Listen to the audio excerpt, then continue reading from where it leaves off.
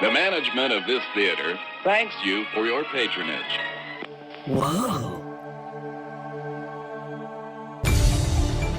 The moment our fellow geeks, dweebs, nerds, and other unfortunates have been fervently waiting for has finally arrived. It's time for TMI,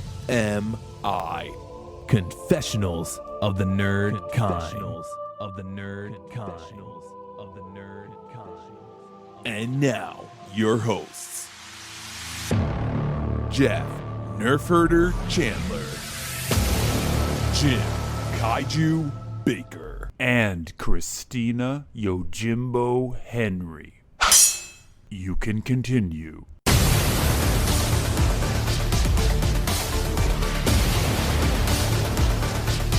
And now, let's get on with the show.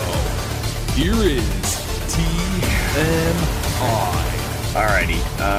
So what are we talking about today? Let's just bring this up now. We talked Monsters at Work a few weeks ago when we talked about Monsters, Inc. We didn't really know for sure if you'd be seeing Mike and Sully, right, or how often you'd be seeing them. They are in every episode. There's 6 or 7 episodes now. It sounds like they probably recorded all those episodes in one sitting. John Goodman has like no delineation in his cadence whatsoever. He's just like this is a paycheck at this point. And they're not the main characters. They're only in the background at best. It's not a Pixar endeavor. Interestingly, it's Disney's Monsters at Work. Well, you know what? I mean, I watched the first episode last night with the missus, and we both sat there. It's so funny because my son was out, and his friends came over to get something from my house. Now, these kids just barge into my house. 2 grown adults sitting on the couch in the dark, watching Pixar cartoon. and they never even questioned it. But I don't like the design of the main character. Who's the one that thought he was going to be the scare? The horns.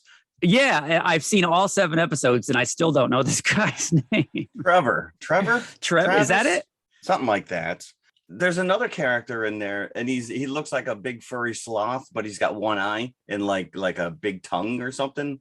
Big nose. Yes, he's got a big nose. He's a cool looking design. Mindy Kaling plays one of these characters. Yep. And I'm trying to explain to my wife who that is, but I got her confused with Mindy Cohen from Facts of Life. From Facts of Life? Oh, because you've never watched The Office? That was her big break, was her role on The Office. Yeah, Mindy I never got into The Office, but for some reason the name was screwing me up. And I was thinking that it was Mindy Cohen because she would do Velma's voice on Scooby-Doo there for a while. Yes.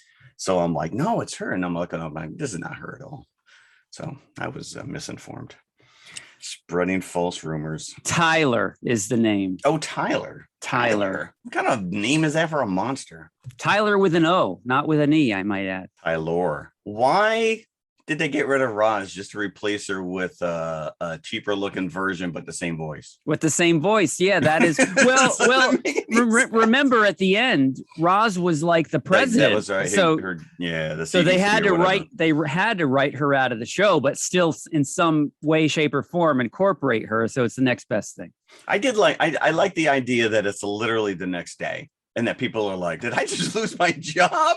It just concentrates on these characters that are in the background that are kind of like the maintenance workers. It doesn't really give you that flavor of going into a door every week, like the original gave you. So that's what I was looking for, and I'm a little disappointed with that. This is almost like Marvel had a series and a cartoon series for a while, and it was supposed to be a TV show, and it never came to fruition, called Damage Control. And it was all about these people in the Marvel Cinematic Universe that do cleanup after all these epic superhero battles. Right. Well, that I think was the starting premise of S.H.I.E.L.D., right? That's really what their purpose was. Other than fighting Hydra, mop up and keep everything under wraps. Yeah, no, these guys were literally like maintenance workers, fixing broken pipes and, sweeping the streets of debris. Like Michael Keaton's team in the first Spider-Man in Homecoming. Oh, yeah, there you go. They were outside contractors. They were third-party contractors. Yes.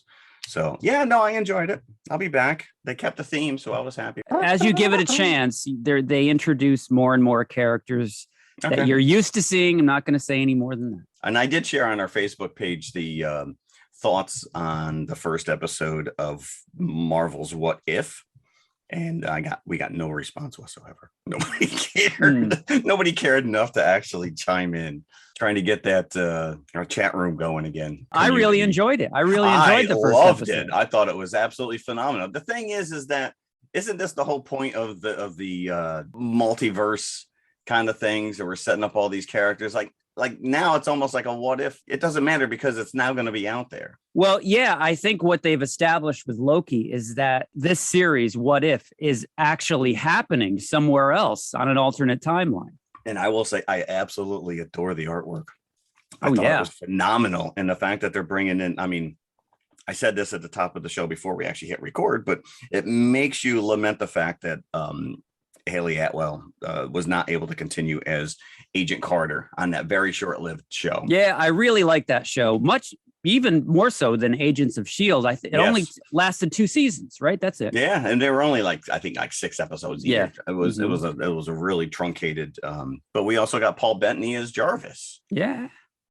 No, it was great. I loved it, and I really liked this. And obviously, it had the same beats as Captain.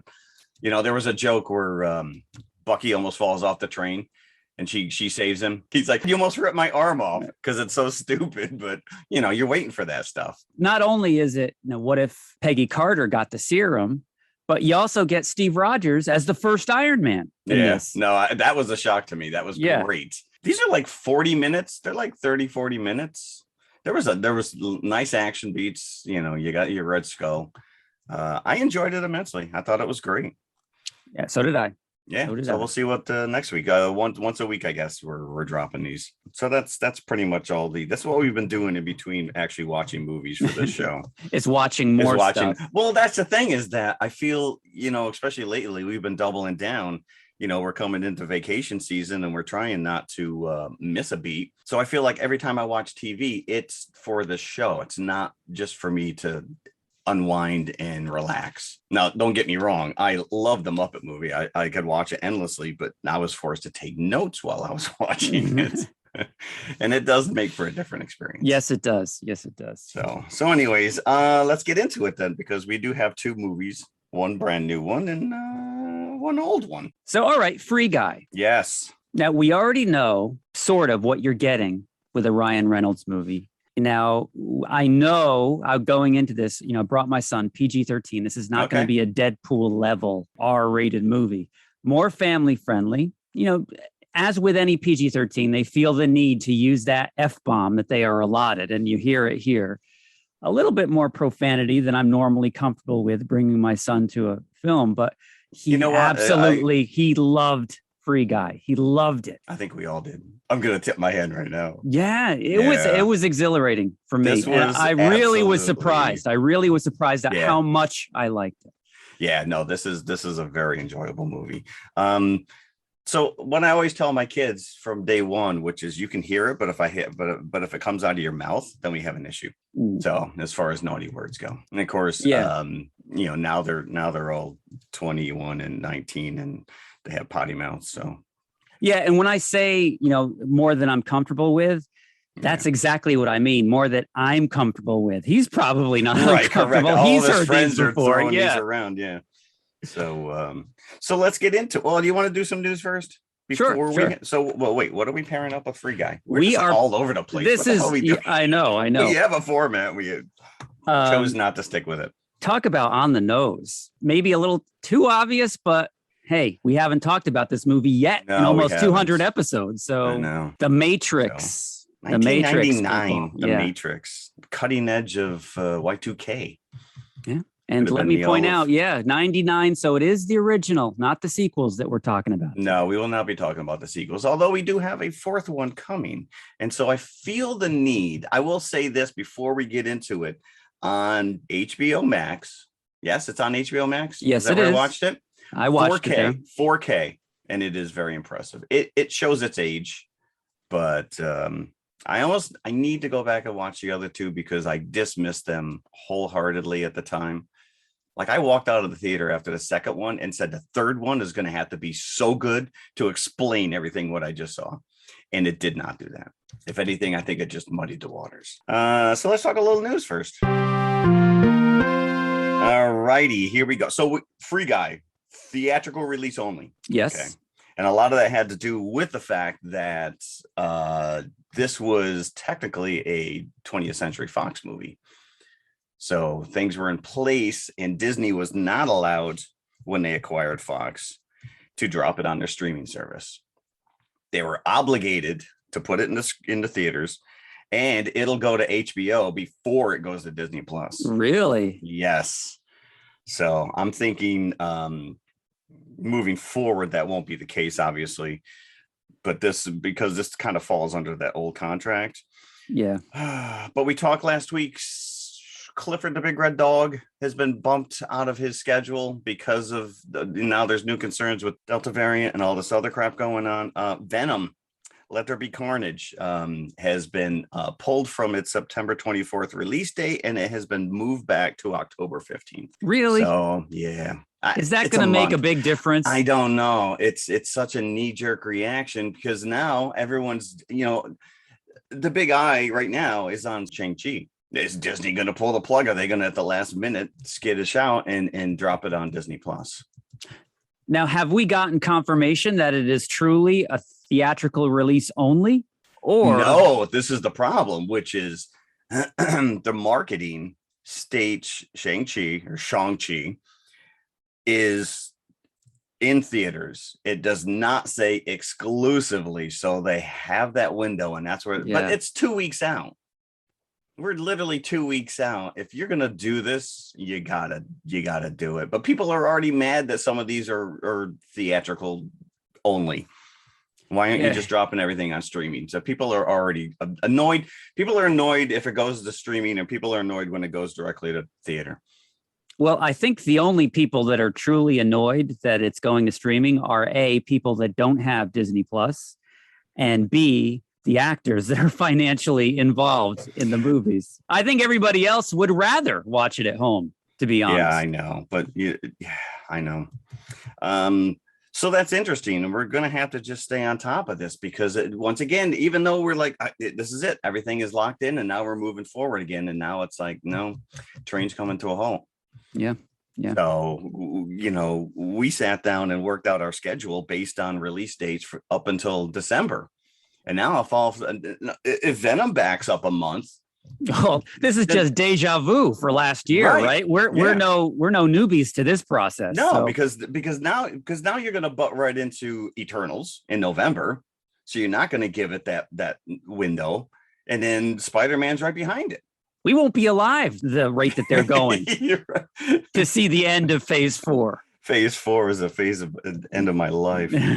So go back to that lawsuit, because that does play heavily into one of the other news items, which is this whole lawsuit of Scarlett Johansson suing Disney because she feels she lost out on money on the quote unquote box office receipts by dropping Black Widow on Disney Plus. Disney Plus personally attacked her. People are now completely divided over this in the Hollywood community, that this is so unprofessional of Disney to personally attack her. And there's all kinds of backdoor things where, if Iger was still in charge, he never would have done this. He never would have allowed one of his players to sue the studio. Feige's pissed. So it's ugly. But one of the things we mentioned was the fact that Emma Stone was looking to kind of follow suit because they pulled the same thing with Cruella. They dropped it in theaters. I watched it in the theater. You watch it on Disney Plus. Mm-hmm. And I'm sure her contract did not allow for that. So was she going to jump on board? Apparently not, because she is signed a deal and will be in Cruella too. So I don't know if all of a sudden, studios and agents are getting together and be like, listen, here, we're going to throw you an extra 20 right now, just to let you know it may or may not show up on Disney Plus. That brings up an interesting point, because Scarlett Johansson as far as the rest of the world knows, is done with the character at this point. Correct. So she doesn't have anything really at risk, So this right here is where, well, I mean, could you be labeled as difficult? Well, we were going to hire her, but look at how she's going after the studio now. I don't know. And you're right. This is it for her. That was her swan song. So, but as you said, Emma Stone still is on the hook for some more movies, so she doesn't want to upset the apple cart, I'm sure. No. I find that interesting. So, Hollywood Reporter is stating that Todd McFarlane's Spawn. Do you remember this movie? Spawn? Yes. You remember the comic book? I remember. Okay. Now has a writer, Brian Tucker, who I guess penned this movie, Broken City. I don't know what this is, but I guess it starred Russell Crowe. So this movie's moving forward. Blumhouse is producing, and McFarlane is set to direct this thing. I predict box office failure or straight to streaming. Oh, if they do it, well, Blumhouse has done such a great job of kind of reinvigorating that horror. Like they're really leaning into some of this stuff. I remember Spawn, but who else does? Spawn has not been a viable character. Yeah, well, in the comic community, this character is still out there, even though you can say it was nothing more than a Batman ripoff at the time. And I probably at one point in my life owned the first 100+ issues. The fact that it's still going, I don't know what this character is doing, if it's even still the same character. But Jamie Foxx and Jeremy Renner were at one point attached to this, whether they still are or not. I think if they can tap into this horror stuff, if they can make it, listen, you got this, what we got? Candyman coming out here soon. People like that stuff. They certainly do. It'll be a horror / superhero. Prove me wrong. Prove me wrong, McFarlane. Prove me wrong. Exactly. I don't know if he's got the chops to direct it. Yeah, that's out of left field, right? Yeah. He's been writing this book. He's been controlling this book for years. So. But as a film director, that's like Stephen King on Maximum Overdrive. We all got to start somewhere. I'm not going to shoot it down yet, but not going to shoot it down yet. Yeah. So that's pretty much all the news I have, unless you came across anything. There's actually, that's not true. There's one more news item, but I'm going to save it for the back end of Free Guy. Okay.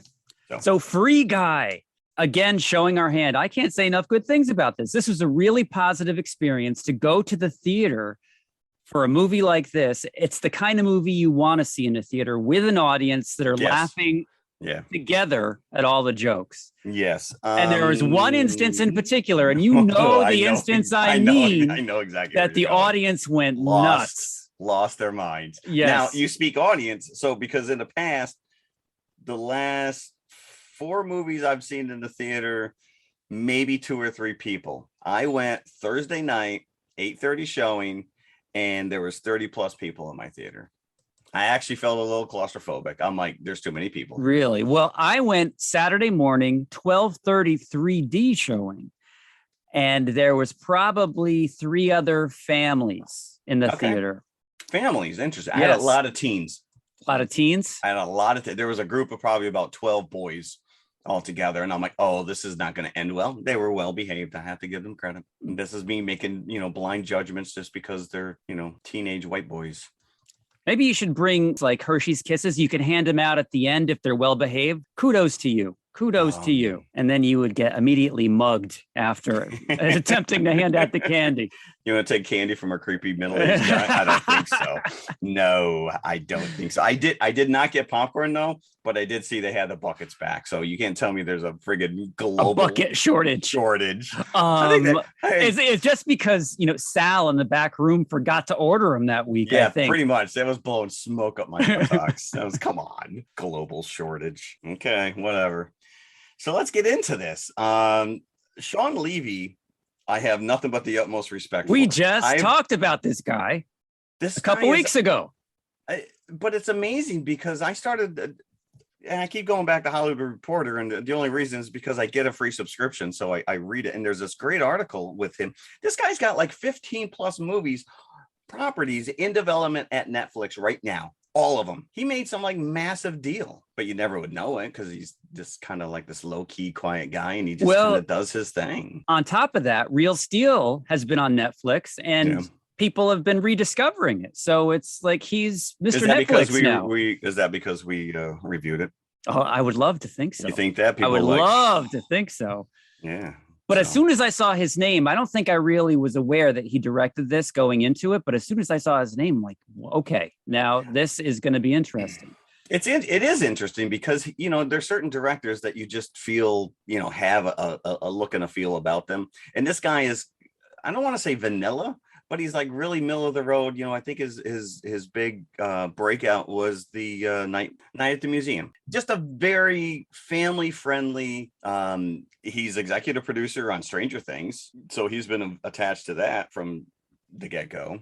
And apparently, him and Ryan Reynolds have just bonded to the point where he uprooted his family and moved them out to Manhattan, so they live literally across the street from each other now.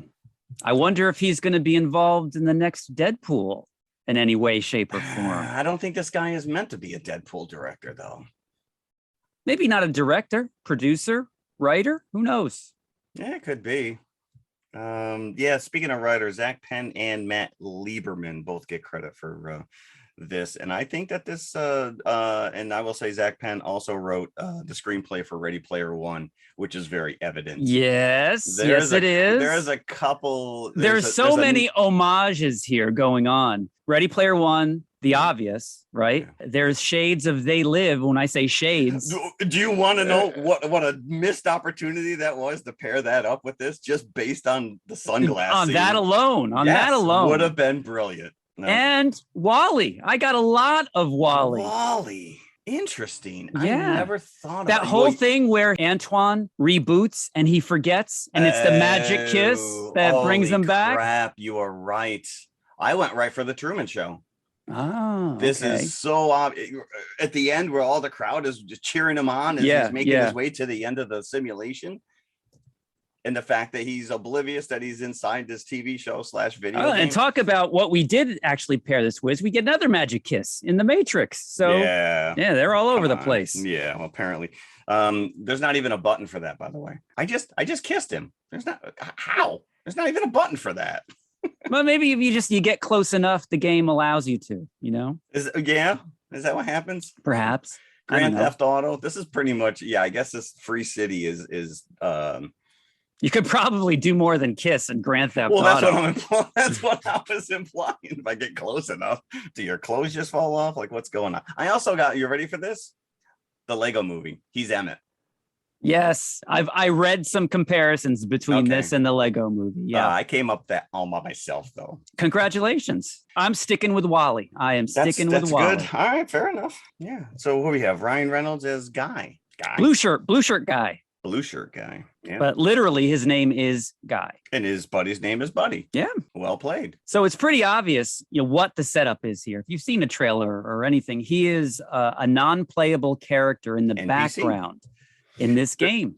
There's a lot of video game jargon and in jokes. Most probably went over my head, especially when you started getting into like some of these YouTubers who had cameos and whatnot. Yeah, they're actual YouTubers. I would have had no idea. My son, however, is familiar with these people, and that's the jargon, like Skin, and that's why he loved it. It was like speaking to him, his language. Yeah. Well, I mean, I know just enough about it to be dangerous, but I don't think you need to know every little detail about how a video game is made or maintained. No, to enjoy this, not at all. Yeah, there are some questions though where you're like, well, wait a minute. But that's neither here nor there. You just go along with the ride. So the game that Guy lives in is called Free City. And again, he is a non-playable character, an NPC that's just in the background, and he's abused on a daily basis, but he loves it. He eats it up because that's his purpose for being. That's his reason for being. Yeah. The montage where he wakes up every morning, he says good morning to his goldfish. He puts on his blue shirt. He orders the same coffee every day. Goes to the bank and gets robbed every day. Now this is the most obvious correlation right here with the Lego movie. Yep. And he's just happy-go-lucky. He's just, don't have a good day. Have a great day. He gets robbed every day at the bank by, some random player that's playing the game. Well, that's the thing. They don't realize they're in a game. They don't know that these are players. No, it's just, except for the fact that as he's walking to work, you see helicopters are crashing, planes are flying by, people are parachuting. And he's just oblivious to it all. At one point, one of the guys gets thrown out a window because he's being robbed. Hey, Bob, how are you today? Kind of a thing. Yeah, but it's another non-playable character, and they're all friends with each other. They do not interact with the players who are the sunglasses people, because that's how you can differentiate. Yeah. So the sunglass players are actual avatars of players of the game. And this is one of my favorite aspects of this, is when you kind of pull back that curtain and you see in the real world who's playing this game, and it's kids that have these like really threatening muscular avatars in the game. And you see when Guy is actually becoming self-aware in the bank and he's questioning his reality, and he stands up to the robber at one point, you see it's a little girl that's playing the game, and she's like, "Smoke this, mother!" And they and they cut it before she's. But that's that's the hardcore level of it, which is that's what plays into Ready Player One, where you have these avatars, these characters that don't look anything like the person that's actually playing them. And of course, we have a Channing Tatum avatar running around in here. There's a bunch of these guys. Yeah. Most of them ended up just doing like voice acting, but Hugh Jackman's in this. Like you said, Channing Tatum, which is a little more obvious. But Krasinski and Dwayne Johnson and Tina Fey. Tina Fey. And I didn't even know. Because again, as you said, stuff I wasn't picking up on. Besides Channing Tatum, who's in the movie, these others are just voice acting, and I didn't pick up on any of them. And I read this after the fact. Yeah. They were doing the voices. Yep. No, but it's cool because, like you said, you get his story, and because the trailers, you know what's going on, but then they quickly pull back and you see the outside world. And so you almost get like two different versions of this character, because you see his CG, like what the players are seeing. He's more realistic inside the game, but when they're on a screen and they're playing and running around, he's like a cartoon avatar. But he's still, animated. it looks like Ryan Reynolds. Yes, animated. Yeah. And that's the one thing I will say about Millie's character, Molotov Girl, which they go out of their way to really kind of make her look plasticky in the game. Yes. Yes. As a matter of fact, I didn't even realize until after the fact that it was the same actress who was playing both characters. Throw a wig on her, I'm fooled. As a matter of fact, the same actress that appears in the trailer for The Last Duel, which I got before this movie. Yeah. Jodie Comer. Yes. Killing Eve. I think she actually won an Emmy for this. I've never seen the show, but it's very popular. Yeah. And she played Rey's mom in one of the flashback scenes of The Last Jedi. Really? I think we only saw her arm. I don't remember seeing the face, but apparently that is one of her credits. But no, you're right. They do make an attempt to make her look very sheeny, plasticky when she's in the game, right? And kind of dowdy when she's in the real world, as much as they could. Right. Yeah, she does get a little. That's always better. Like a little bit of Hollywood, where they have this model type actress and they try to pass her off as a dowdy kind of computer nerd. Doesn't really happen here, but okay, I'll buy it. I'll buy it. But we also get Steve from Stranger Things. Yes. Who I can't take my eyes off this guy. I don't know why.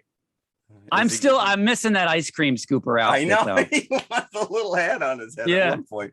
But they realize pretty quickly that this Guy character is not, they think it's another player, that somebody has somehow gotten a hold of this skin, and it's a joke. And his name is Keys, and his buddy Mouser go into the game to try and shut this player down. Now, what's funny is that they create avatars to try to shut him down, because the reason that Guy becomes self-aware is because he sees Molotov, and suddenly that really snaps something inside of him, and he's trying to chase her and talk to her, but she's a sunglass person, so you're not supposed to do this. But he doesn't care. And a lot of this is spoon-fed to us by his security guard buddy.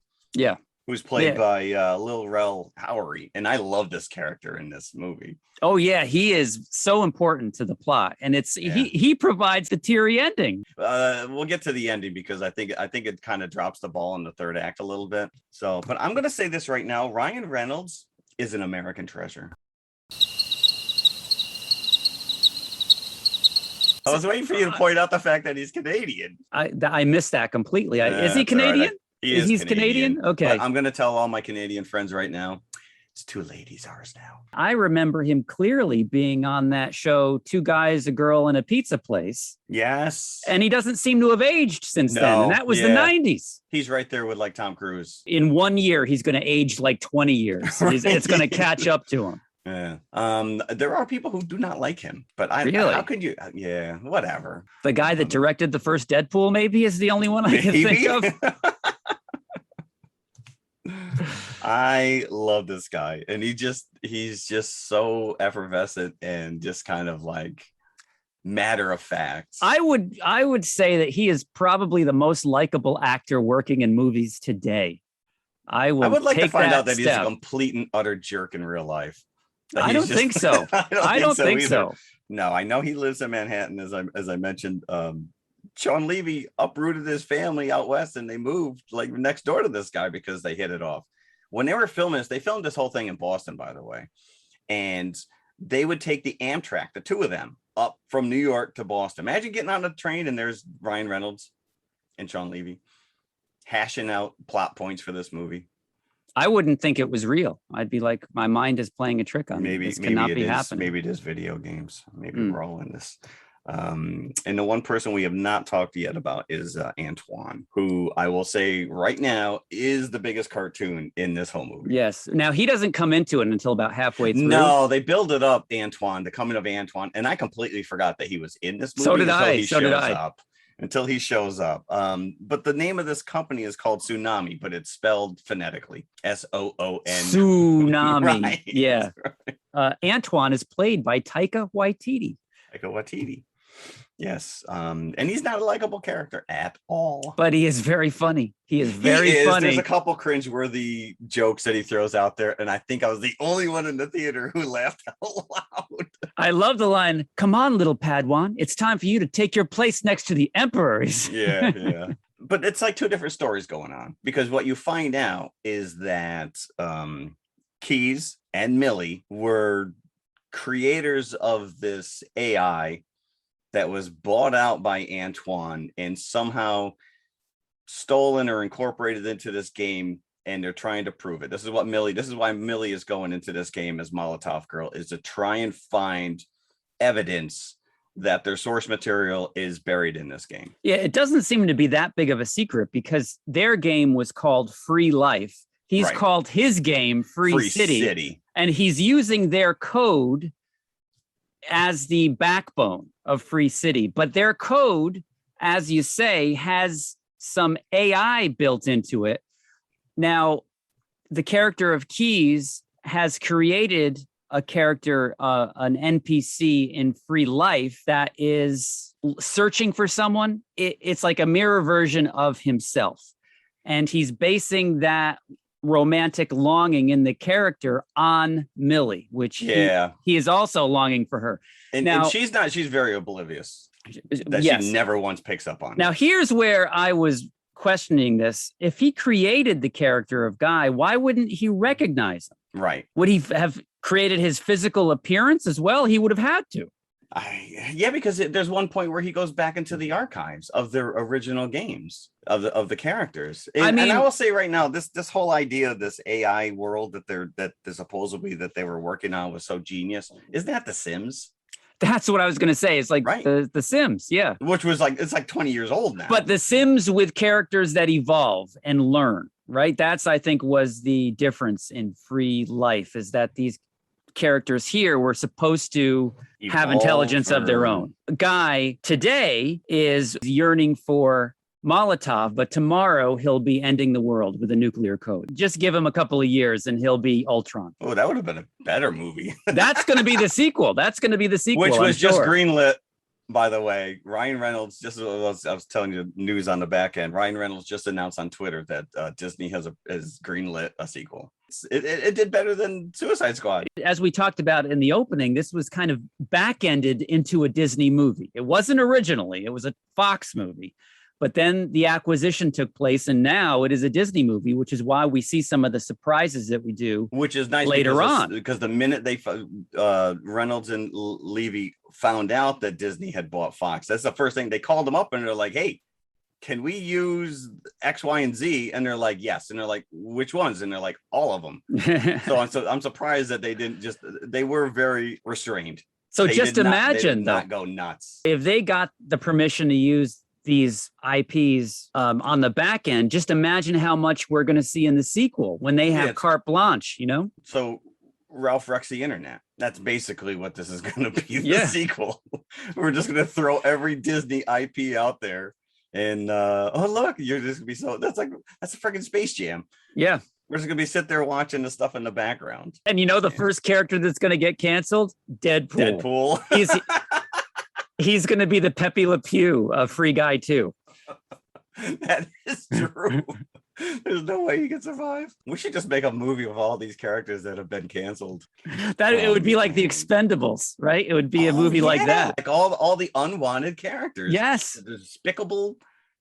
I think we're onto something there. Well, I think we are. Get Disney on the horn. But this spans IPs, so it's kind of an impossible dream. Get my agent on the horn. Let's go. Yeah, so she never once picks up on the fact that, because she starts to interact with Guy as Molotov Girl. And they still think it's a player. But, at this point, we're the audience is already kind of figuring out that he is part of this AI that they believe is in the game, and they're trying to get proof on. So they can so that's Antoine. Exactly. That's why Molotov Girl is going in, because there's a video file that's hidden somewhere. Now, I'm not sure if Antoine hid it. Why wouldn't he destroy it? Why would he hide destroy it? Because I guess it's gonna be part of the system itself. Like, it has to rely on it. But this is true. This is true. Yeah, because the code is the backbone of the game. So he's hiding this video file, which is the proof that he's stolen their code. And it's in the stash house, as they call it, of this one particular player who has an avatar that looks like Channing Tatum. And they've got it. This is why Molotov is going in the game, and she's playing every day. She's looking around to find it, and she enlists Guy because she thinks he's a player, right? But he's a newbie, as she calls him, because he's only got 1 point to his character. He's got to level up. So that's a great sequence, by the way, where he figures out, because when she back to They Live, she finally gets him to put the pair of glasses on, and all of a sudden he sees like all the the money buttons or the first aid, the health, and all this other stuff that as a player you see floating around in these games. And so he just goes nuts, and he starts leveling up, and it's a really fun montage.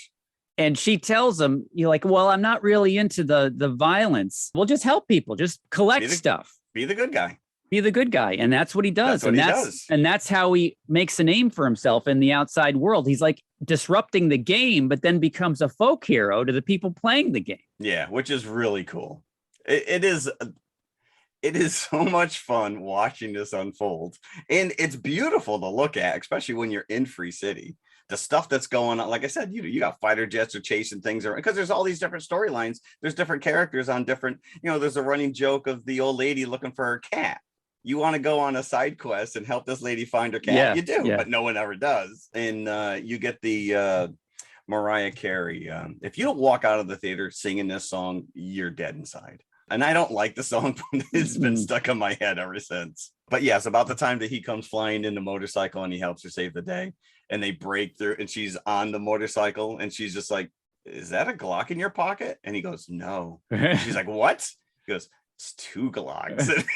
And it's like slow motion. They're going, they're flying through the air. There's glass everywhere, and the music is pumping. But again, just like, how can she kiss him? How can she feel that? Correct. Because she's just a character. Yeah, because that is true. Oh, you ruined it for me. Because there's a point where he takes her to where him and Buddy go. He basically dumps Buddy to go hang out with this girl, because he's obviously programmed to like her. But he takes her to the waterfront, and they get bubblegum ice cream. And she's like, "You can taste that?" So yeah, you're right. She doesn't have any in the video game itself. She has no feelings or taste.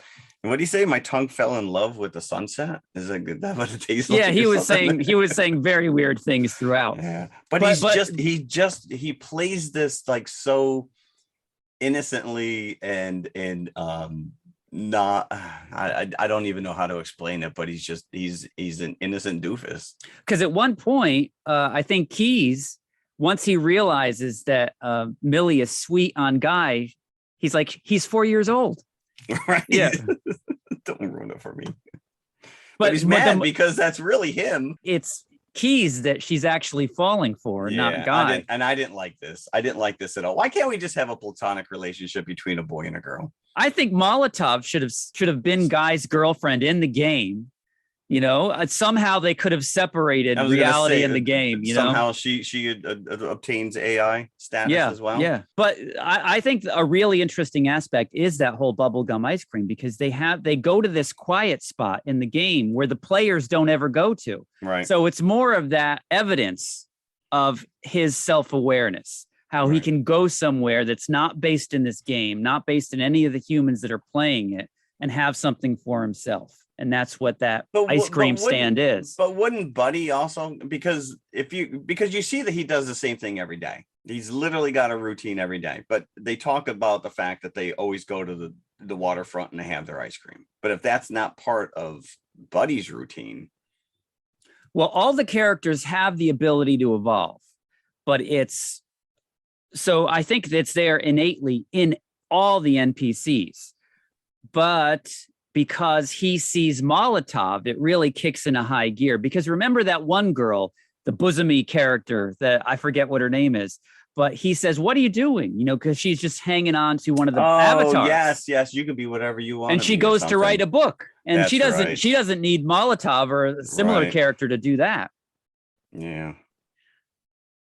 Interesting. So I think all these characters have that code, but it's just Guy that kicks it into high gear when he sees Molotov. So yeah, they basically rebel, all these NPCs. Yeah, because he gets them all on board at the end, because at one point, and this is where the Wally aspect comes in, Antoine at first wants to capitalize, of course, on Guy's popularity. And he's actually building a character, which is revealed later to debut in Free City 2. Yeah, that's based the on Guy. ongoing thing, which is, this makes no sense whatsoever, which is you got a second game coming out, Free City 2, but it's non-compatible, it's non-backwards compatible. So none of the characters that you've established in Free City will carry over. And it's almost like they're going to cancel Free City, and you're going to be forced to buy the second one if you want to play in that world again. And I'm like, that's really poor business sense. It is, but it's a great plot device, because now they have a countdown to work against in the movie, because Guy and all the other characters are going to be erased once Free City 2 hits. Yeah. And I guess they've lied to the public that these characters will not carry over. And that was part of what Keys was like, because Keys is, you know, he went to go work for this guy, even though he knows that he stole all of his stuff. And you see it at one point, Antoine pulls him aside and he's like, "Listen, you know, I got a spot for you in my top design cabinet. I know what you're capable of." And he's like, "No, I'm good right here," and like lower security or whatever he was working on. But it all comes together for Antoine at the end. He realizes that Guy is a character that was from Free Life, that was an AI, and he is trying his best to stop Guy, because it's pretty much Keys working against him in the game with his own mentality. So first they try to reboot the game, which brings all the characters back to square one. And that's where the Wally comes in. Yeah, you're right. Because he forgets. Yeah. And then Molotov is trying to make him remember, and it takes the kiss, and all of a sudden all this backup data comes rolling back in. And then I was thinking, because at the end, when they find where the Free Life code is hidden, which is past what the normal border of the game is, it's like, I guess there's Ocean's Edge or whatever. There's the Ocean's Edge that none of the characters can go past, because that's the end of the game. Straight up Truman Show. So he's got to get beyond the ocean. They reach the boundary of this fake environment, but that's where Antoine is hidden, the Free Life evidence. So Antoine is trying to destroy the servers before they can get to the Free Life island, which is out there in the middle of the ocean. I'm like, why doesn't he just reboot again? That works. Right. Just unplug the thing. Don't even reboot it. Just your new game's launching in 2 days anyways. Just pull the plug. Yeah. But you're right. It does build up. It racks up the tension. So here's where we get into spoiler territory. So if you want to be pleasantly surprised by like the biggest spoiler in the movie, stop listening right now. Fast forward about 10 minutes. Yeah. Why don't you go see the movie and then come back? Yeah. Highly but recommend. Just like we said, this is 20th Century Fox is now a Disney property. So this means that they can use whatever they want, with permission, and they got it. So as Guy is fighting Antoine's fabricated Guy character, which he calls Dude, which is like a big jacked up muscle man with Ryan Reynolds' face. I'm going to give you Aaron Reed is the actor who they played. The guy's monstrous, but they deep faked or superimposed Reynolds' face on this guy, but he's not a complete character. So like he just pound him and he'd be like, catchphrase here. None of the staff were finished with building the character, and Antoine makes them throw him into the game. And I love the fact that he's got a blue shirt tattoo on one of his pecs. On his pecs. So in order to beat him, Guy pulls from some other IP that's out there. Because he's leveled up. He's leveled up. As the Dude is about to deliver the death blow, suddenly Guy has a shield on his arm, and the camera pans around to the front of it, and it is Captain America's shield. And you get that Avengers theme. And it's almost like a mirror shot of Winter Soldier punching the shield. And suddenly you see Chris Evans in the real world in a coffee shop, because the whole world is watching this take place. And what the...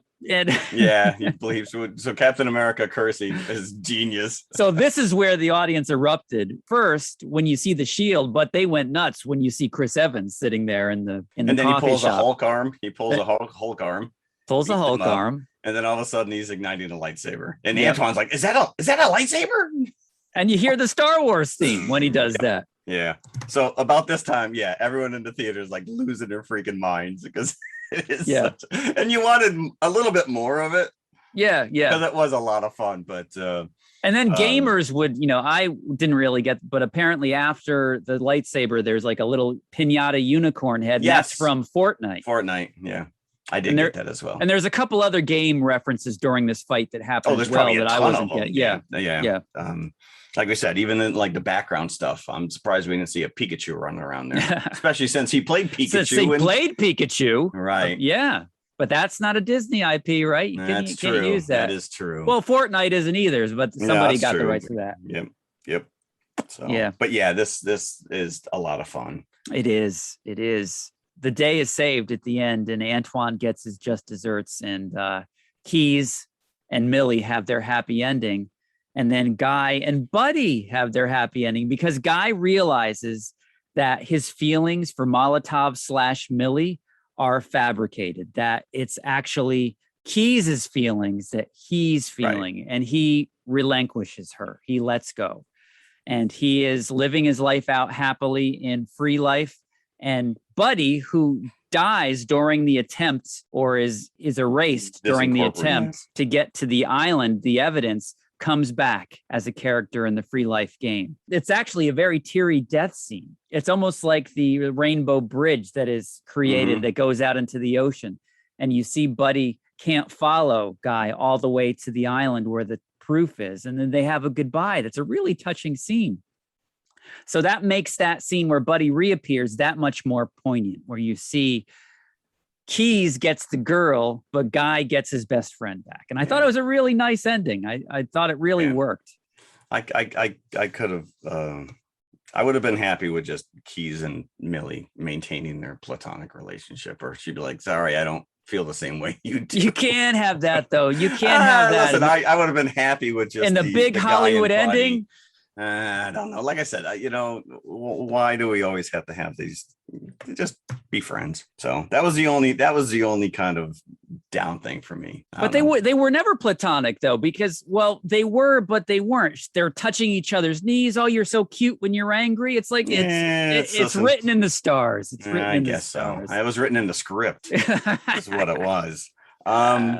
But this free world, a free life, or whatever it is, it's a magical island. There's dragons, there's centaurs, dinosaurs. So And I guess all the NPC characters that migrated there are now free will. Yeah, So, all of them. But if this game is up and running now, am I still an avatar going in here to experience it? How do I get in there? You must, because it's like the big hit game. So it's not like you're. So well, what maybe do you do? But that's where I'm implying that it's like The Sims, whereas what I'm going to do, I'm going to go in and build a house and have a family. Is this like Forge of Empires or something where I'm just building? Or maybe you're following the exploits of one of these characters, but then there's a lot of pressure on that character to do something interesting every day. That's where the Truman Show, where you just watch them sleep for 6-7 hours. Or they're just building a community of Ultrons, like I said. It could be biding their time. Oh, guy gone bad. I like it. Yeah, interesting. But you're right. With Disney on board now, this is going to just be an IP nightmare. They're going to have way too much fun with it. Did you know that, not to change subject too much, Sean Levy's writing a Broadway version of Night at the Museum? Really? Yeah. Like a musical version? Apparently, yeah. Wow. I didn't know that. Sorry, I just kind of jumped all over that. So I loved it. I absolutely. Oh, so did I. Credit. Don't sit through the credits because there's nothing at the end. And again, you always go to your phone to see, is there an end credit as the movie's ending, right? Because you don't want to spoil anything that's going to happen in the movie. So I always wait until the movie starts to end, and then I look up on the phone. And you got to page through 5 paragraphs. Oh, and whoever's writing this knows that all you want to know is there an end credit? But nope, they've got to make you look at 2 ads, read their recap of the entire movie, and then no, there is no. By the way, thank you very much. Yeah, it's clickbait. There was one the other day. I just came across, the internet's losing its mind because there was a poster release for Jungle Cruise, and it was immediately attributed to Drew Struzan, world-renowned class act. Of course. Okay, he's retired. He said, I didn't do this. So the article was, internet loses its mind. Who created this? And you go through the entire article and they say, no, Drew Struzan said straight up, this is not mine. They never gave credit to who actually did it. And that was the title of the article, right? Yeah, basically. And I'm just like, you wasted my time. Yeah. So 26.4 million opening weekend. Bested Suicide Squad by like 0.2. And of course, but Suicide Squad did have the luxury of being on Disney. So I don't know if those numbers are not Disney on HBO. HBO Max. Oh, yeah, those numbers. So there would be there are no numbers attached. I'm going to go. I really, really liked it. I'm going to go 4 buckets. Free Guy. I went 4.25. 4.25. 4.25. This is highly recommended. Yes, it is. This is a fun family, like you said. This is family. There are a couple curse words, but otherwise, I don't think there's anything offensive in here. Antoine's character is a little offensive in some. It is very violent, but you realize very early on that it's not real. Right. It's quote unquote violence that you're in a video game. It's Grand Theft Auto violence where, cars are driving down the street on fire, and more than once the violence is denounced. So it's not like it's glorified or anything like that. Yeah. Outside of like the trailer, and I know this thing was supposed to be released like a year ago and promotions are out there. I really haven't seen too much in the way of the promotions or the ads or the trailers. But as I'm sitting in my theater, I have my ticket and I'm sitting there, and Regal runs this newbie up front, like 20 minutes. And they did like a 10-minute commercial on this thing. And they're showing me stuff that I'm going to see in like 5 minutes. And I'm like, why? Why are you doing this to me? The whole Keys character, when they go into the game, the first time they're trying to get a hold of guy, and his buddy chooses an avatar, which is a giant pink rabbit. Yeah. It's pretty funny and it's great to watch. And that definitely, there's a lot of video game stuff going on there. But I would have liked to have just seen that in the moment and not beforehand. But why wasn't it a mouse? Is my question. Because his name is Mouser? Yeah. A little too on the nose? I don't know. They're not. I don't think anybody's worried about being on the nose when it comes to this movie. I don't know.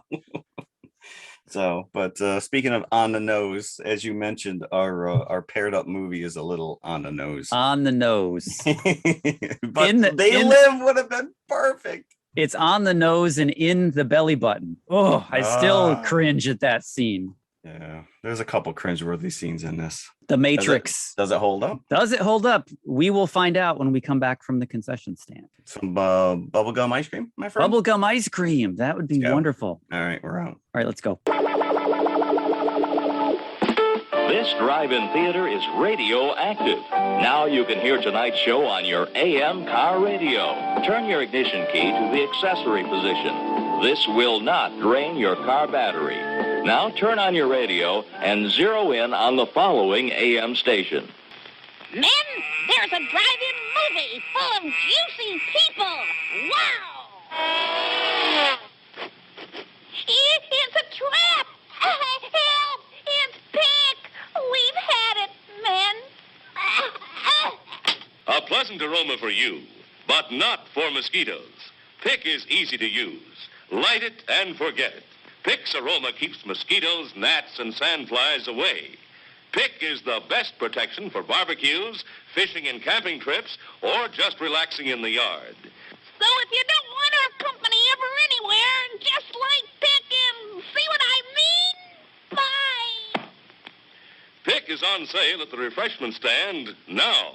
Okay, we're back and we are talking The Matrix, 1999, the cusp of Y2K. Yeah, we weren't sure if we were going to survive. No. Did you stock up on plywood and duct tape?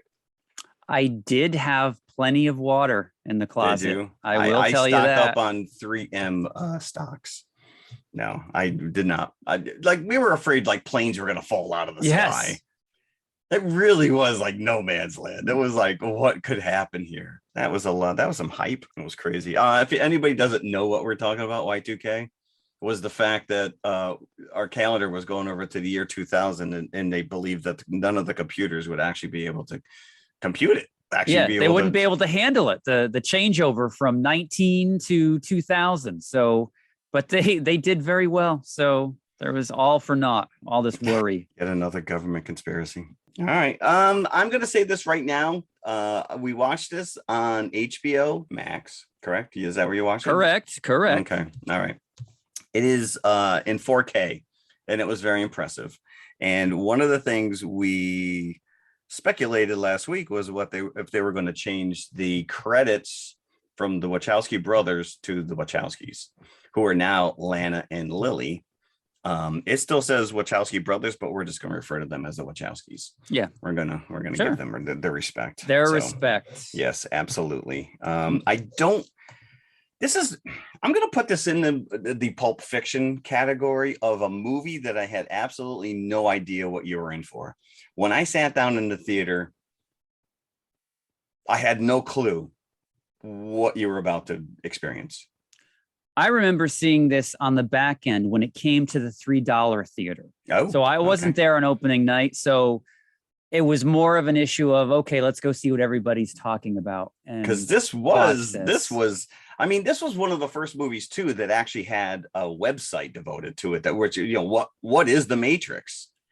Yeah, and I think that the trailers and the promotion for this really kind of made you go, what the hell is this? Going back to the time period that it came out in again, an even more pressing matter than Y2K was the release of episode 1, The Phantom Menace, that same year, and how it suffered in comparison to this movie.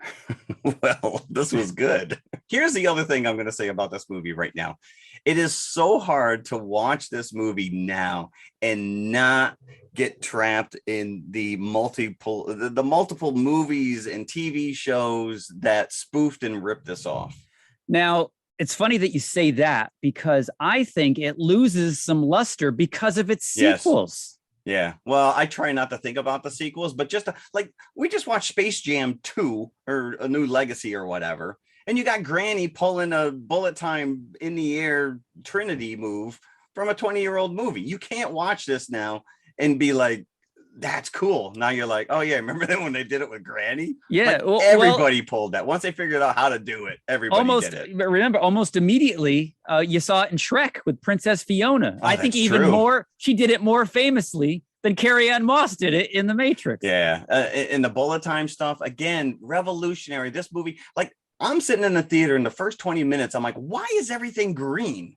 Like, it's so obvious that everything has a green hue to it. You know how stupid I am. I didn't notice that until this viewing, that there is green going on almost in every shot when they're it's very obvious. And I can't say enough about the Wachowskis as a creative entity, because, you know, we talk about Speed Racer. We've never talked about Cloud Atlas, but I think that movie is just friggin' brilliant. I mean, it's monstrous. It's 3 hours long, but the ideas behind this, these guys are they're just willing to put this stuff out there.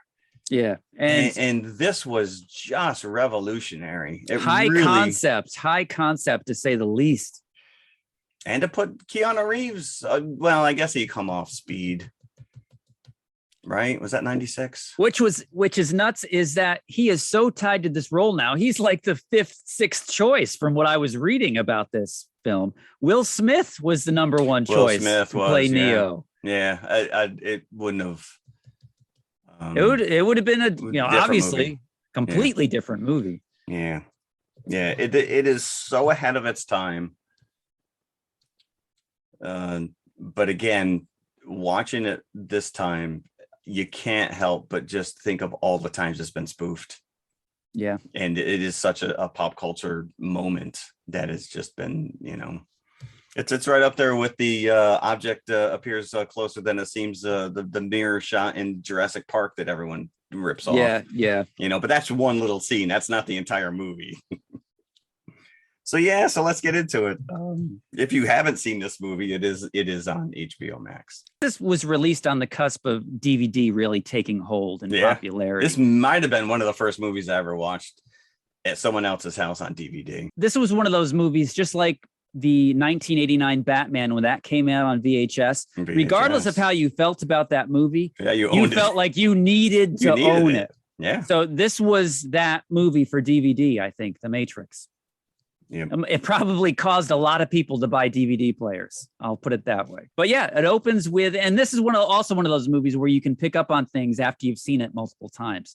Like you have that dialogue in the background once the movie opens. You like watching them, and you realize later it's the Nebuchadnezzar crew that are keeping tabs on Neo. Yeah. But you immediately get the quintessential little codes coming down in the green. Yep. And you get that AOL dial-up noise. I'm like, that's a little remember dated. That. That is definitely dated, but I think that adds to the charm a little bit. And this is where we're introduced to Trinity. Yeah. Carrie Ann Moss. In a seedy hotel. You gotta go in the corners. Now that not every video game has a ice cream stand next to the lake. Because that's basically what this is. Yeah. Is Free City, is the Matrix, just like in the Free Guy. Nobody's aware of it. Nobody's aware of it. Yeah. Isn't that the way it should be? I mean, I hate to say it, and I'm gonna just lay it out there right now, which is I so would have just pulled a cyber. I would have done the same thing. Just put me back in. Put me back in. Put me back in. Reality sucks. I don't want to live in this garbage ship anymore. No. What? You save me for this? Yeah. It's like, no, dude. You know what? I don't care that the computer is telling me that this steak tastes good. I enjoy it. Just ignorance is bliss, he says. Although I wouldn't have screwed my friends, but I guess they're not really his friends. I don't think that we need to warn anybody that spoilers are coming up. Come on. If you haven't seen The Matrix, you shouldn't be listening to this show. That is true. Keanu Reeves' character of Neo lives in the Matrix, in his reality. His name is Thomas Anderson. Neo is his. And I love that. Anybody with the last name Anderson, I want to say Mr. Anderson. And you got to give it to Hugo Weaving, because this character is so stoic. Like, how would you describe this character? But he is just awesome. Stilted. He's got like this righteous, stilted delivery, but he's menacing as all hell. He's menacing. And so he is robotic. Obviously, he's a construct, but he's also becoming self-aware as well. He doesn't want to do this anymore. He lets go at one point, a little bit later in the movie. He doesn't want to be an agent anymore and deal with this. So he wants a better life himself. He wants to go live with dinosaurs and centaurs. Yes, who wouldn't? Oh man, Neo in Free Life. Oh, that would be awesome. If that was the Matrix 4 was also Free Guy 2. Oh, make it happen. Yeah. Yes. But yeah, apparently they send up all these police officers to take out Trinity. Yeah, and then this was a great because immediately you're told that this chick is badass because he's like, oh, don't worry, I sent up 2 units. And the guy's like, oh, your men are dead already, you know. And then she just unloads. Yeah, and I can't help. And again, this character has come up on a previous episode in which Christina points out that Trinity is super badass until Neo comes along, and then she just becomes a cheerleader. Now she's just like, oh, Neo, you're the one. And it's so obvious when you watch it again, because we see her up front and she's literally kicking ass. She's doing what she's got to do. Yeah, she is out of there. She's the star of this team at this point. Yeah. This is not this whole jumping in the air and the camera spins around 360. It was revolutionary then. It's such a given now. I mean, you can go into a mall and have some, jump in the air and somebody can take your picture doing this. And it's just static cameras. It's just, 360 with probably 40 or 50 cameras, whatever, all shooting you simultaneously. And then they just rotate it. They paint Trinity and her team as like cyber terrorists, hackers that have to be stopped. So the agents show up whenever these hackers appear in the Matrix. Simultaneously, Reeves's character of Mr. Anderson works for a software company, but he's also a hacker in his own right, selling. I don't know what exactly. Which is he's funny selling because the company is called Metacortex, so that's a little meta right there. What is that, like? Simulation of the brain. So it's a little bit of a giveaway. But he's seeing weird things happening in his life that are planted by who we find out later to be Morpheus and, of course, Trinity. Whoever he's selling secrets to or software to, he follows them out to a nightclub. Right. Follow the white rabbit. And it's like he gets a note for right. Why all these mysterious? Just tell him, Correct. Don't beat around the bush like in any movie. I mean, we see the fact that Agent Smith can morph into these other, he can take over these other characters. So I don't know if they're afraid if they say too much that he'll show up. I don't know. But I did like the fact that his room was 101, which is like binary. Everything's got this green tint to it, this green hue, especially when he's in the office building. And you're just like, what is like? It's a little off-putting, but it's there for a reason. And I love the scene. Probably my favorite scene in the movie is when Morpheus is talking to him on the cell phone and he's in his cubicle. He's like, they're coming for you now. Yeah. Get out. Keep low to the ground. This to me harkens to when Bill and Ted were trying to escape from his dad to get to the high school in time for their presentation. He's like, dude, your dad's coming, duck. Mm-hmm. He's like, no, go to the left. So the agents capture Neo, right? Yeah. And they are looking for Morpheus, they say, who is like a super terrorist. This is the bug scene, which still freaks me out to this day. Robo-Bug. First of all, they do a Twilight Zone, the movie, where they take away Neo's mouth. Right, because he's like, I know my rights. Where's my phone call? He goes, what good's a phone call if you don't have a mouth? And all of a sudden he's like, and he's like gummy getting open his mouth. It was pretty grisly. But yeah, the Robo-Bug in the belly button is just a little much. Yes. And then he wakes up like it was all a dream, but it was not. Yeah. There is something in there. Did you ever stick your finger in your belly button? That hurts. I can't imagine a bug going in there. Burrowing in? I'm getting squeamish already. Then somebody comes to save him. Then we meet Lawrence Fishburne as Morpheus. Yeah, I do like the fact that one girl refers to him as Copper Top, which is a funny Duracell battery joke, because that's basically what we find out the humans are being used for. And there's multiple references, as we said, to Alice, Wizard of Oz.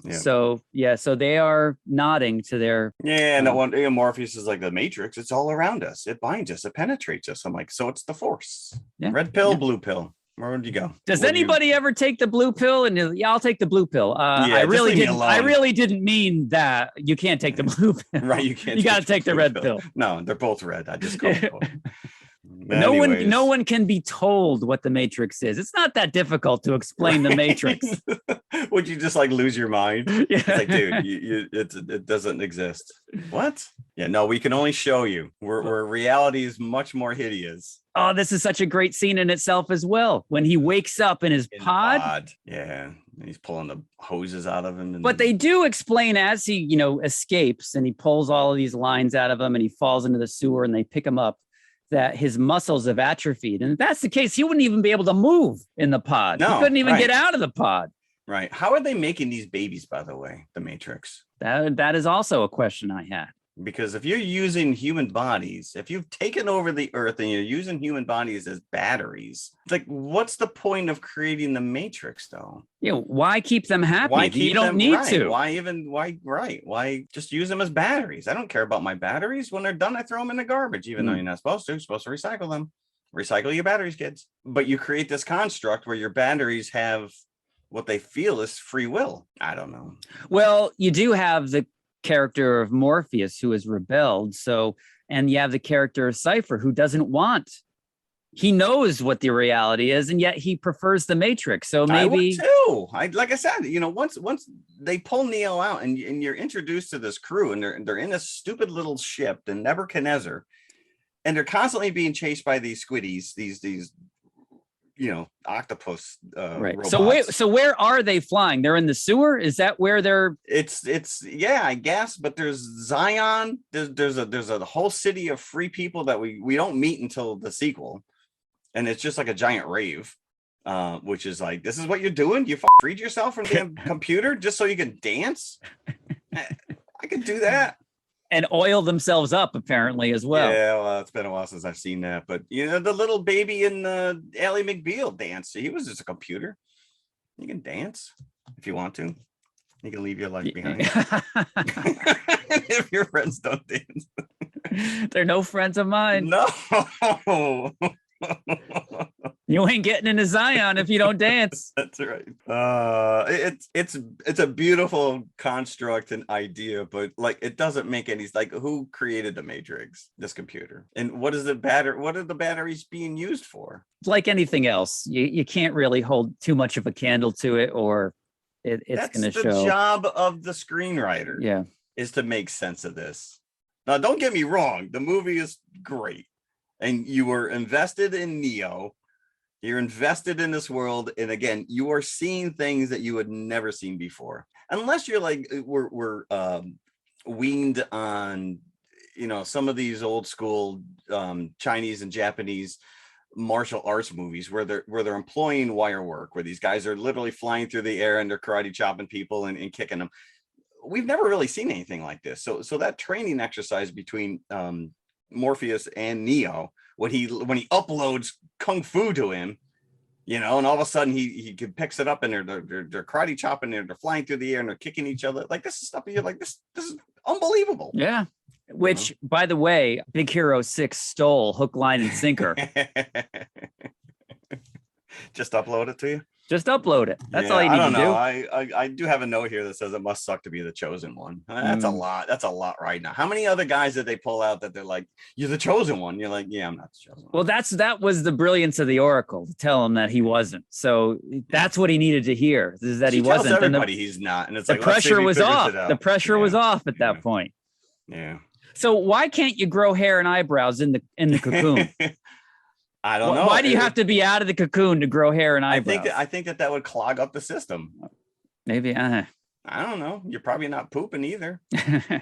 Right? Maybe that's part of their power supply, though. Maybe you need to. They don't waste a thing in the cocoon. True. No pun intended. Waste. And so this is where we get the whoa that has become so synonymous with Keanu Reeves. But did he do it first and Bill? It existed before this, so I think he brought it. He did it. Brought it with him. Do that thing. I can see the Wachowskis right now. They're like, do that thing. Do that thing you do. There it is. But yeah, the backstory is that mankind created AI, race of machines, Terminator-esque. Terminator. And then they got a little bit too big for their britches. So mankind attempted to blot out the sun to cut their power supply. But no, you're going to do that. We can use you as our power supply. So that's where they are at this point in time. And what year did he say it was? 2199? Yeah, 20. It was something like that. Yeah. Best we can guess. You're free now to eat garbage. No more steak for you. No more steak for you. Yeah. I did like it when he does go see the Oracle, that the kids in the room are watching Night of the Lepus. Yes, Night of the Lepus. Giant Follow the rabbit. Follow the rabbit. Are these kids also the chosen one? Are they all being groomed to be the chosen ones in this waiting room? I would think you wake up enough people, one of them has to be the chosen one. Because they all can manipulate the Matrix, and that was his whole thing. The chosen one can do whatever he wants in the Matrix, right? And they all look like they're doing whatever they want. That is true. Yeah. Yeah, Trinity was doing a pretty good job all by herself there. And I actually wrote a note that they never actually showed them being transported through the phone lines, and then they showed it. And I'm like, oh, I guess I was wrong. Yep. Because that's how they get in and out, is through a phone line. It's through a phone, landline. Yes. Yep. So 200 years in the future, we still have to use landlines. There's not a single person now that has a landline. We'd be screwed. And apparently it's like Get Smart. Like the bottom drops out from the phone booth and down into the sewer they go, the Nebuchadnezzar, right? So a part of the charm of the Matrix are these training sessions that Neo goes through. There's the karate fight, and then they download the jump program into him. If you can do the jump program, why not do the fly program? What's stopping you from doing his that? Mind. He's got to free his mind. But how can you jump like the Hulk and not fly? You gotta just, I don't know, practice, I guess. You gotta get away from the fact that you really have no limitations. Listen, if I took you on the top of the roof right now and told you to jump, you ain't jumping. What if we're all in the Matrix right now? What if this is all one big friggin' hologram? Oh, don't say that. Somebody's gonna jump off the roof out there. This is what I chose to do with my computer world. Yeah. Sit around mowing the lawn and making movie recordings on the weekends. If you die in the Matrix, you do die in the real world. True. Body can't live without the mind, as they put it. To that I say, whoa. And we find out that the agents are gatekeepers, which we kind of figured out on our own anyway. But until these people started rebelling, what was there to gatekeep? Like, who was the first one? Did they talk about the architect in this? Or did we find out about the architect in this second one? No, they do say in this, when the Matrix was first built, there was a man born inside it. He was able to change it to whatever he wanted, to remake the Matrix as he saw it. And he freed the first one. So is that the architect? I would have to be. But that's all you're given in this. But weren't they all born in the Matrix? I don't understand. But he died. And then the Oracle has always prophesized his return. So is that Neo? It's getting a little too metaphysical for me here. But yeah, apparently humans are a disease. We're a virus, we're a plague, which is pretty evident now compared to what's all going on. Absolutely. Not a surprise. No, the Earth is just a giant. Listen, we don't even need computers and AI to take us out. Earth is just a giant dog. Eventually, you got to shake off some fleas, right? Mm-hmm. Yeah. So hang on. Was it getting to the Oracle that they had to go through the lobby? No, that was when they're trying to rescue Morpheus. Because he goes, he meets the Oracle. She's in like this dumpy little apartment, and she offers him cookies and lays some sage advice, which is, nope, sorry, you're not the one. And so he leaves. He's like, all right, cool. I'm not the one. Like you said, pressure off, right? But of course he is the one. Shh, don't tell him that. Don't tell him that, though. And at the same time, as we've brought up a couple of points already, Cypher sells them out. Yep. Joe Pantoliano. Yes. And apparently his nickname is Joey Pants. If you've got to tell people to call you a nickname, I'm sorry, that's not a real nickname. Wasn't he one of the Fratelli brothers in Goonies? Yes, he was. Yes, he was. There you go. Yeah. Cypher sells them out. Yeah. We also had Tank, Dozer, Mouse, and Switch. So we've got all these crazy nicknames. He could have just used Joey Pants. That would have been his name. So are these all people that they brought out of the Matrix? Like they freed Neo because they think he's the chosen one. But like, why were these other people freed? Because of their cool nicknames? Because of their skill sets? Or that guy knows how to fly a ship. Maybe because they somehow became self-aware in the Matrix. Could be. And they were chosen, not the chosen ones, but they were chosen to be awakened. I don't know. Yeah, when some guy just shows up. Yes. Anyway, so yeah, they rats him out. Morpheus gets captured. Now you got to go save Morpheus. But as they're doing that, Cypher is unplugging them back in the Nebuchadnezzar. So he is like down and dirty. He doesn't want to go back. Like I said, I would gladly go back in ignorance is bliss, but I'm not screwing my friends in the process. Yeah. Like, come on, dude. Yeah. Anyway, so, but we get this really nice set piece, which is the lobby gun battle. You want to talk about bullet casings flying? Although that scene in the elevator shaft is probably about the fakest thing I've seen. Where the elevator and they go, Mm-hmm. Everything else in this pretty spotless. And this is where we get the reveal that Agent Smith. I hate this place. Your stink, the stink of humanity. Once Zion is destroyed, he's done. He doesn't want to do this agent thing. Where's anymore. He going to go? I guess you wouldn't need him once Zion is destroyed anymore. You wouldn't need agents some point, anymore. Someone else is going to break free. Yeah. Listen, if you're gonna put these people in a fake reality, don't make them go to the office every day. Put them on a friggin' beach. Make life glorious that you would never want to leave it. Give me a big fat juicy steak every day. I don't know. Well, we do get the bullet time. Here's my problem with the bullet time. Just shoot him in the leg. His legs aren't moving.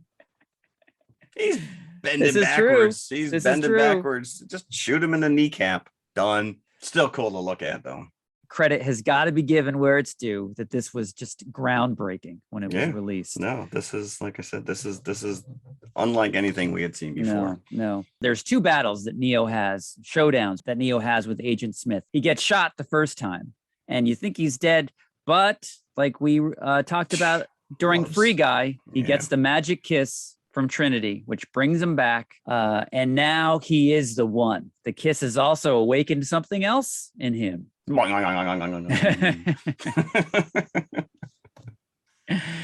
And this is great where he's just like, he could be reading the newspaper and fighting Agent Smith at the same time, right? Yeah. And that's basically what he's doing. He's one-handed fighting him with one hand behind his back. And then he finally destroys him by going inside of him and destroying him from the inside, which is a pretty cool scene. That is pretty cool. And then to top it off, he steals his sunglasses. Yep. Like that's hardcore. By the end, when he's fully come into himself, that you hear the voiceover, I'm going to show them a world without rules or boundaries where anything is possible. And again, apparently what's possible is an underground rave in Matrix 2. But he can fly with a trench coat. Yeah. Yes, indeed. It's a great way to end a movie, though. Yeah, it is. It is. I would have been really happy if they never made any sequels. If this was just a standalone. Yes. Well, I think it was such a monster hit as a studio. You're like, make more of these. But of course, I think it was in the cards for them, right? They always were going to make a sequel. Is that true? I don't know if that was necessarily because it was begging, because you never see Zion, right? You never really find out who the architect is. You do set up all these other ideas. But again, even so, like you leave them wanting more, right? Rather than give them something that they don't really want, which was my case with the sequels. I didn't like 2 or 3. No, this is like a band coming out, and you just got a hit album on your hand. Every song is a hit. And you're like, the studio's like, you got to make another one. You can't wait 5 years. You got to give me something now. Yeah. Okay. And it didn't. But the problem is that the charm, the strength of the Matrix for me was not the world building, but the basic story of like your Luke Skywalker coming into himself, learning the Force. That's the power of the Matrix, is Neo, realizing that there's this world out here and he has power to change it. And that's taken away in the sequels. You no longer have that aspect. No, well, you made him too powerful. Yeah. It's like Superman. What do you do with Superman who can kill anybody? So, anyways, I mean, you talk about the helicopter scene and, all that stuff going on. It really is much. And it does hold up visually. Like I said, there's one little scene in the elevator that's like, it's such rear screen. It's ridiculous. But everything else is just cutting edge. And it swept every nomination that it was awarded or nominated for in the Academy Awards. It won. Special effects. Yeah. You go back and you watch Phantom Menace now, and it's so like some of those effects are so cartoons, it's so CG heavy. And this, you never really get the sense of it being CG. It is practical. These guys are on wires. They're really kicking each other. Yeah, the scene, where they're in, the training program and all the gun racks come flying in or whatever. But it just holds up. It's nice. Visually, it's very impressive.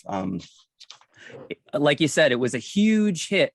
It was released March 31st of 1999, made on a 63 million budget. It made back 465 million. So mega hit for Warner Brothers. Like we said, Will Smith was first approached and he declined. Nicolas Cage declined Neo. Imagine that movie. That would have been insane. The guy hasn't said no to anything since. Yeah, he says yes to too many things, I think, these days. Brad Pitt and Val Kilmer declined. Leonardo DiCaprio turned it down. So and that's interesting because then he goes on to interesting. All right. Because he said, I read something where he didn't want to do another effects heavy movie coming off of Titanic. Meh. So Reeves, it was down in the end to Reeves and Johnny Depp. And apparently the Wachowskis wanted Depp and Warner's was going for Reeves. So it ended up being Reeves. But, just like anything that you're used to, I can't picture any other actor in this. Yeah. I do know for a fact that, rumors have been out there for a long time that Sean Connery notoriously turned this down because he didn't understand it. And it's always been told that it was for the role of Morpheus, but I read that is not the case. He was offered the role of the architect in the sequels, and he turned that down. It wasn't Morpheus; it was the architect. Good. I'm glad he turned it down. Yeah, I wouldn't want him to be in the sequels. Do you remember who did play the architect? No. Yeah. So, anyways, you really can't say enough things about this technically. You know what's insane? I read that Reeves had spinal surgery before he started filming this. That's crazy. And that the reason that in his scenes he doesn't do a lot of kicks is because he couldn't. He couldn't. If you lift me up on a wire and I just do my little pitter patter with my feet, like I'm doggy paddling. Yeah. All he needed to do was the Christopher Reeve Superman 2 kick. That would have been fine. He didn't even go past his other knee with that kick. I did not write buckets down for this. I'm torn with buckets. Yeah, I agree that this is, a watershed moment for sci-fi. It's one of the hallmarks of 90s cinema.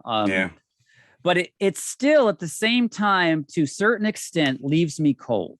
I don't love this movie. I like it a great deal, but I do not love The Matrix. So I am going to go with 3.5 buckets.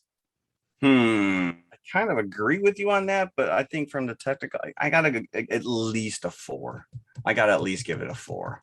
Because I'm going to have to say that I did enjoy watching Free Guy better than I enjoyed watching The Matrix. It's a completely different movie. It is, but if I had the choice, I'd watch Free Guy again before I watched The Matrix again. Yeah, even though The Matrix is free and you'd have to pay for Free Guy. Yeah, I think so. I agree. So there you go. Free Guy. Free Guy. Go see it. we are Team Free Guy this week. We are. It is. A matter of fact, I think as soon as I got home, my son was sleeping in bed and I just opened up the door and I'm like, Free Guy, go see it. Loved it. So do we need to tell anybody what we're doing next week? Well, next week we're doing another 5 bucket episode. 5 bucket. And this is the 50th anniversary year of this particular film. That's great. This is such a key point in time in my cinematic growth as a child. I loved this movie so much as a kid, and I love the fact that we're inducting it into the 5 bucket list. Because it's a kid's movie, but it's a disturbing kid's movie. Yes. They don't sugarcoat it by any means. And if you don't know already what we're talking about, what we're inducting next week is Willy Wonka and the Chocolate Factory. So we're not talking the Johnny Depp version. Well, that's Charlie and the Chocolate Factory. That's not Willy Wonka. Anyway. That's not Willy Wonka at all. We're talking Gene Wilder. Yes. The originator. Oh, I finally get a chance to share my picture with me and Gene Wilder. Yeah. And my signed Young Frankenstein picture. Can't wait to talk this movie. Cool. Can't wait. Yep. So there you go. That's what we got to look forward to. Right. Awesome. All right. Well, another week down. Yeah. Thanks for listening. To 200. Almost there. Almost there. Ticking away here. It's crazy. Jim, is that a Glock in your pocket? It's 2 Glocks, actually. Oh. How did you know that? We're not even in the same room. All right. Thank you. All right. Bye. Bye.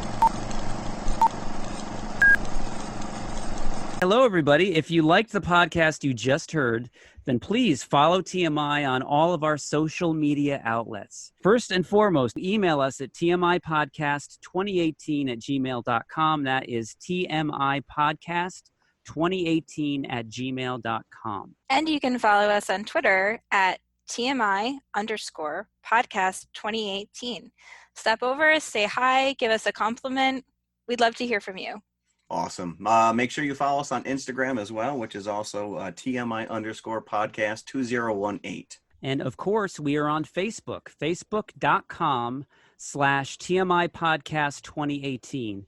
And it should be noted, we also have a community page, so join the forum. And if you like to watch YouTube, you can see us at TMI Podcast 2018, all one word. Look for the popcorn bucket. Popcorn bucket. Or you could just go to our website, which has every link there, TMIconfessionalspodcast.com. And we'll see you at the concession stand. We'll save some popcorn for you. Mr. Anderson.